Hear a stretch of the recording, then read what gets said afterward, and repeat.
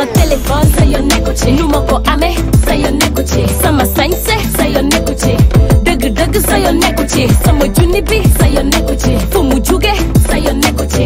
yor sa làmmiñ takk rajo yi mani la lu ci sa yoon lu ci sa yoon lu ci sa yoon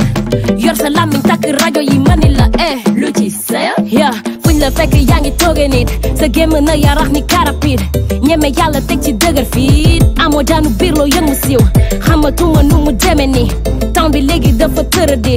Facebook Snapchat Twitter wax ji yematul ci làmmiñ yi mito gaaw a soppi jikko yow ñëpp nga xaritool benn dëggu ci dëkke wàtte sëriñ yëpp jeexal tere yëpp li ngay wax yëpp non dara amu ci dëkke soo dara amu ci yaa ngi sos nas no ci fas fecci ndeke yoo dara amu ci jëla sa temps te nga def bin taskatu diggante nga yàgg na graw semmiñ mba wala nga record message nga capturé vocal nga transféré statut nga vu yàkkam ci partagé sama téléphone sa yoon nekku ci nu ma ko amee sa yoon nekku ci sama sañse sa yoon nekku ci dëgg sa yoon nekku ci sama junni bi sa yoon nekku ci fu mu juge sa yoon nekku ci yor sa làmmiñ takk rajo yi mani la lu ci sa yoon lu ci sa yoon lu ci sa yoon yor sa làmmiñ takk rajo yi mani la lu ci sa yoon ja loo xam waxe wër di naxe dëkke di lore amoo ngoor xamul loolan mooy gore mano bawo yago tino te do laajte puso paso te bo sañoon ñëppay tarde sa wax dafa bari te wa jeex ni wiri foog ni yaa xam lépp wax ñu loo bokk ak siri dëkke gaaru waale jàppe ñëpp wuju ñëpp sori laale la bant bu gudd sa jëf ju ñaaw bés dina ñëw dinga ko réccu xam nga coow le bari waaye dëggay mujju moytul sa noon jël sa verre def cing aduna lépp teranga la kon téyel sa làmmiñ wala nga record message nga capturé vocal nga transféré statut nga vu yàkkam ci partagé dama pata sa yoon nekku ci sama sewaay sa yoon nekku ci sama ñaawaay sa yoon nekku ci dëgg sa yoon nekku ci dama stylé sa yoon nekku ci sama mode sa yoon nekku ci yor sa làmmiñ takk rajo yi mani la lu ci sa yoon seytaane lu ci sa yoon rambaaj lu ci sa yoon yor sa làmmiñ takk rajo yi mani la lu ci sa yoon. Asalaamaaleykum encore une fois asalaamaaleykum ñëpp ñoo xamante ni donc ñu ngi fii ñu ngi nuyu everybody donc lii nii mooy initiative bi nga xamante ni moom la amicale des élèves et étudiants de Médina Thioub def mooy les 72 heures boo xamante ni at mu jot dañ ko daan def donc AMT nag boo ko déggee mooy kuréel bi dajale képp koo xamante ni élève nga ak képp koo xamante ni étudiant nga te nekk ci dëkk bi donc nekk ay ndaw yu dynamique leen kese moom moo leen intéressé aussi encore une fois mooy dëkk bi di jëm kanam donc comme on l'a toujours fait cette année defaat nañ ko mooy les 72 heures bi nga xamante ni ñi ñu jiitu woon def nañ ko ñun tamit ci suñu gouvernement ñu essayé ko defaat donc ni ñu ko defee ren dafa ànd ak thème boo xamante ni moom mooy développement ak citoyenneté te xam nga dëkk mënoo wax mu jëm kanam te waxoo citoyenneté te waxoo développement tur bi sax daf koo féetali kon donc raison pour laquelle moo tax ñu defoon bi tey benn set setal boo xamante ni si juste pour dëkk bi mën a set parce que jamono ji toll ku si nekk xam nga li fi nekk ak mbas mi coronavirus donc dañuy soxla jamono bu nekk nit ki di seet ci boppam di seet ci environnement bi mu nekk raison pour laquelle ñun ñii nii nekk fii ñu defoon lii nii mooy set setal bi donc def nañ ko fii ci penc mi def nañ ko aussi ci poste de santé bi kon donc lii moo nekkoon initiative bi nga xamante ni moom moo jiitu ci activité ñu njëkk a def parce que dañu ne mënuñoo commencé leneen te commencé guñu ci wàllu cet gi moo tax ñu commencé ko set setal bi donc am na aussi yeneen activités yu ñuy xaar am nañ fi match de foot am nañ fi consultation gratuite comme ni ma ko waxee sànq ci poste de santé bi demain à partir de 8h am nañ fi aussi conférence philosophique am nañ cérémonie officielle bi nga xamante ni moom mooy am dernier jour bi le dimanche kon donc li mooy AMT lenn kese moom moo leen ñor mooy dëkk bi dox ci wàllu éducation maanaam wàllu jàng ak jàngale ak dox tamit ci wàllu social mooy que ñu essayé xool ba dëkk bi saa yoo ko xoolee gis ko muy set saa yoo ko xoolee aussi am na ay ndaw yu dëgg yu taxaw pour mën a def dara kon donc ñu ngi jaajëfal ñëpp di bëggee képp koo xamante ni aussi ñëwoon nga participer ci activité bi parce que yombul perte sa temps perte leneen ak leneen loo waroon def ñëw jàpp ci encore une fois loolu kese la ñu ngi jaajëfal ñëpp di bëggee ñëpp yaa ngi dégg.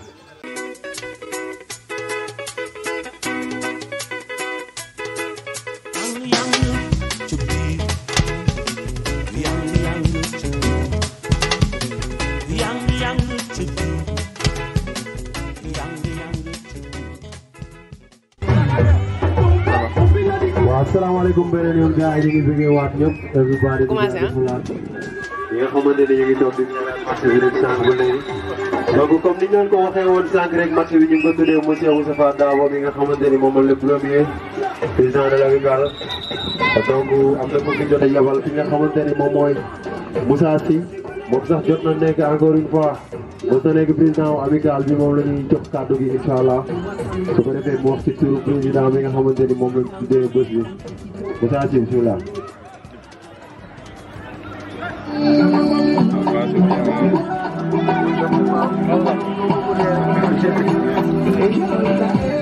Oui, bonsoir donc à tous les élèves étudiants de la de l'amicale des élèves étudiants de Médine Thioub. Bonsoir à tous ceux qui sont venus assister à cette première journée des activités culturelles et pédagogiques de l'amicale. J'aimerais au nom du parrain,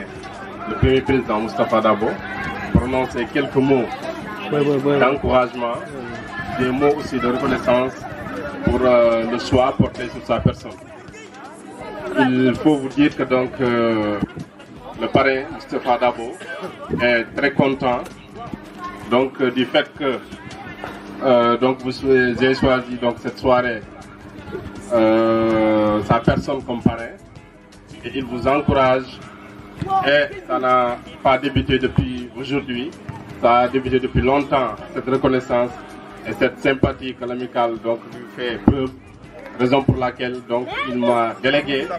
et je suis là avec M. Djibril donc pour représenter mais aussi donc pour prononcer ces quelques mots. Et il faut dire aussi tout simplement que l'amicale est sur la bonne voie, ce sont ses mots, ce sont ses propres mots. Vous êtes sur la bonne voie parce que ce bureau-là, depuis qu'il s'est installé, il n'a cessé d'innover, il n'a cessé d'apporter des choses nouvelles, aussi bien qui concernent les élèves, les étudiants, que dans le social aussi, donc les activités sociales, qui sortent carrément du cadre étudiantin, du cadre scolaire, mais que le bureau a tout simplement donc jugé nécessaire de faire, donc et d'en faire bénéficier à tout Médine Thioub, à tout le village. Donc ceci montre tout simplement votre engagement, votre mise donc sur pied, le fait que vous êtes sur pied, d'arrache-pied, donc pour le développement de Daaru Thioub, pour l'avancement des élèves et des étudiants de Médine Thioub. Donc sur ce, j'aimerais vous encourager, de vous dire bravo, vous encourager à pérenniser ces activités, ces activités qui font revivre Daaru Thioub, qui font revivre le village, qui font donc de sorte que toutes les obédiences culturelles, que toutes les obédiences professionnelles aient la possibilité de venir participer aux activités culturelles et de faire montre de leur capacité. Parce qu'il y a beaucoup d'activités et je me rappelle toujours que les 72 heures ont offert aux artistes du village un défilé culturel qui permet à beaucoup d'artistes de s'exprimer et de montrer leur talent. Donc tout ça, c'est des activités qui devraient donc durer, qui devraient avoir donc lieu beaucoup de fois dans l'année. Et on se félicite toujours que l'amicale et l'idée est toujours donc et mobilise les moyens aussi pour les faire et en faire bénéficier toujours à tout. Donc sur ce, j'aimerais vous dire merci pour le choix porté sur la personne de Moustapha Dabo que je suis venu représenter. Il en est très honoré et il vous encourage vivement. Merci beaucoup. Oui, merci monsieur Moussa Sy. Ñu ngi lay jaajëfal bu baax a baax a baax. Waaw di rafetlu kàddu yi encore une fois.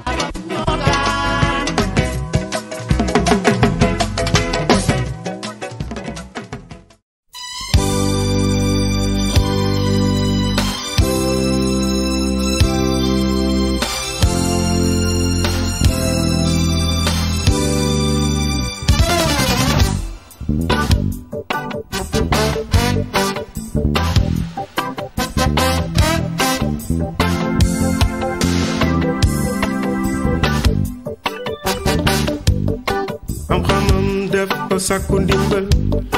ci guri li dunya di ñu di ñu faj man ni njàngam def ko sunu njariñ si kuri li ku taw kuri li dunya di ñu faj man ni njàngam def ko def jariñ si kuri li ku taw kuri li dunya di ñu faj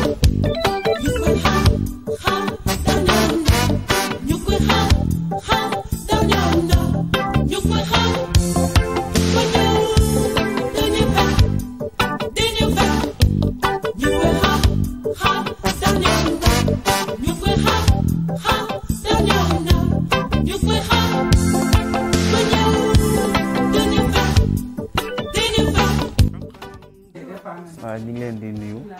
leen sant ñu ngi woon ci deuxième journée 72 heures amicale des élèves et étudiants de Médina Thioub ci deuxième jour bi ñu ngi doon amal consultation gratuite ñu ngi ko amal à partir de 8 heures consultation gratuite bi di concerné woon glycémie ak hypertension. La journée s'est bien passée macha allah jot nañoo def ay tests glycémie def nañu ay tests tension aussi gis nañ ni nit ñi ñëw nañ wuyu si nañu bu baax a baax. te loolu ñu ngi koy jaajëfale bàjjenu gox yi nekk sama ginnaaw suñu yaay yi parce que ñoom ñoo véhiculer information bi ñoom lañ joxoon feuille ñu dugg ci mbedd mi ndox def ko mu nekkoon seen yitte ba tax na tey moom journée bi macha allah c'est bien réussi am nañ ay plus de centaine de patients yoo xam te ne ñëw nañ xool ci seen suukar xool ci aussi seen tension aussi am nañ ay ay patients yi nga xamante ne gis nañ ni seen taux de glycémie yéeg na am na ñi nga xamante ne ñoom dañoo ndékkoon pare ñëw c'est normal mais am na ñoo xamante ne ñoom ils sont diabétiques aussi bi leen ko jëlee joxaat nañ leen rendez-vous pour que après ñu ñëwaat ñu xoolal leen seen suukar avant que ñu leen di référer pour ñu dem hôpital. am na si ñi nga xamante ne tamit ñoom c'était la première fois ñuy seen suukar di yéeg ñooñu mënuñu confirmer ne que ni diabète la parce que comme première fois la ñu def test bi il faut ñu suivre leen. jox nañ leen rendez-vous lundi suñ ñëwee dañ leen xoolaat seen suukar defaat ko buñ ko gisee ne nag suukar si wàccul mi ngi continuer ñu référé leen hôpital tamit ñu dem hôpital. Concernant l'hypertension ñoom aussi am nañ fi ñu nga xamante ne seen tension yéegoon na ñoom aussi ils sont des hypertendus ñoom aussi xool nañ leen mën nañ leen ay garab tamit. ñoom ñi si bëri tamit wax nañ leen lundi ñu ñëwaat incha allah ñu xoolalaat tamit seen tension avant que ñu leen di référer pour ñu dem hôpital. Vraiment journée tay bi loolu moo nekkoon les principales activités yi ñu fi def mooy glycémie ak hypertension. ñu ngi remercier bu baax comme ni nga ko waxoon sànq suñu yaay yi ñu si jiital ñoom seen président ki nga xam te ne moo leen jiite mooy suñu maman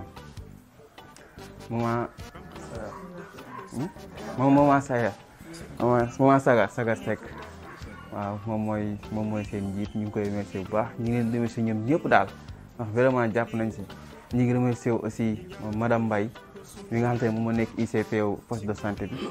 vraiment jàpp na ci bu baax a baax matériel yi ñu kii yëpp presque moom moo ñu ko jëndal moom moo ñu doon jox ñuy xool nu ñuy def ba am test glycémie bi bandelette yi les vaccinaires tout ça moom moo ñu ko régleel jour ci tey waxoon na mu bëggoon na ñëw mais dafa am benn empêchement loolu moo tax ñëwul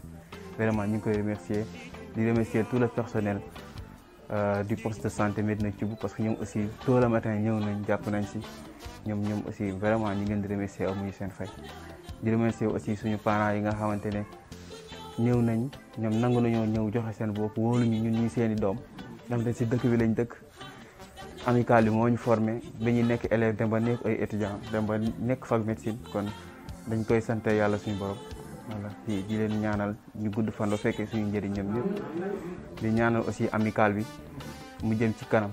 waaw di woote tamit dina wax élèves yi ak étudiants yi pour que ñu ñëw amical bi ñoom la fi nekkal nañ ñëw bokk ci amical bi participer parce que loolu yëpp développement dëkk bi la voilà te ñaan nañ yàlla dem ba ay médecins yu mag génne ci dëkk bi ñu dem ba am pharmacie fii ci dëkk bi loolu moom mooy suñu mbir moom la ñuy ñaan yàlla bu baax a baax xanaa ñu bàyyi fekkee am na ay intervenant comme bàjjenu gox ñu am ko si ñëw wax jërëjëf merci. salaamaaleykum yéen maa ngi leen nuyu ci nekk si turam ak santam di nuyu sunu doom yi di nuyu bàjjen yi sama ginnaaw yi ñëpp ku si nekk maa ngi lay nuyu sa tur ak sa sant di rafetlu li fi xew tey wax dëgg yàlla xale yi ku leen xool xam ne luy avancé loo dëkk bi rek ci lañ nekk luy avancé loo dëkk ndax lii sonn ci sa dëkk la kaay faju te doo fay dara ak ni faj chéré xam nga ne ku la ko wax même bu doon benn bant sax la lay sampal na la demal def na effort bu baax ñu leen ciy gërëm sant bàjjen yi nag aw ma seen fay wax dëgg yàlla aw ma seen fay parce que nit ki soo ko jiitalee dafa kastaloo ko te li muy def doy la kooku amoo fayam démb dañ ma woo ba mujjee man foo yi ma yoroon sax war ci bind dama ko joxe xam nga ne loolu mooy courage te tey bu naroon rek lu ñaaw wala ñu nar a def lu rafetu su ma leen joxee foo yi mën nañoo toog seen kër waaye bi mu leen joxee foo yi dañ ko jóg liggéey ko ba ngeen gis fi li ngeen fi gis maa ngi leen di sant di leen gërëm kenn amul seen fay ñoom bàjjen gox yi liñ engagé woon ñu ngi koy wane chaque jour muy taw muy naaj muy tàng mu am xaalis mu ñàkk xaalis lépp boo leen woowee ñu jóg kenn amul seen fay waaye yéen suñuy doom ngeen mun ñu leen a bañal loolu di leen encouragé di leen gën a ñaax ngeen gën a góorgóorlu seen dëkk yàlla dimbali leen yàlla sàmm leen yàlla aar leen bu ku ci nekk am lu kawee sa njort di ñaanal madame Mbaye parce que sonn na ci heure bu nekk ñu may woo bàjjen sagar waxal ak bàjjen yi ndax xale yi seen affaire journée bi mën a baax wax dëgg yàlla moom tamit sonn na ci di sant ñëpp nag képp ku fi teew di la sant di sant bàjjen yi encore une fois di leen sant yéen tamit merci beaucoup.